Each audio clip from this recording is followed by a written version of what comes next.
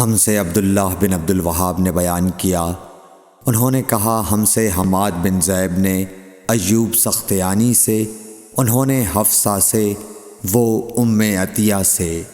آپ نے فرمایا کہ ہمیں کسی میت پر 3 دن سے زیادہ سوگ کرنے سے منع کیا جاتا تھا، لیکن شوہر کی موت پر 4 مہینے 10 دن کے سوگ کا حکم تھا۔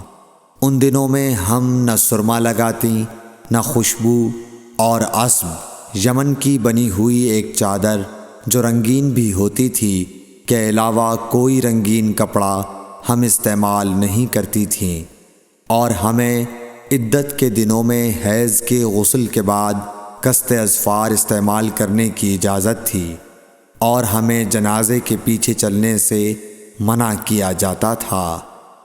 اس حدیث کو ہشام بن حسان نے حفصہ سے، انہوں نے ام عطیہ سے، انہوں نے نبی کریم صلی اللہ علیہ وسلم سے روایت کیا ہے۔ صحیح بخاری حدیث نمبر 313۔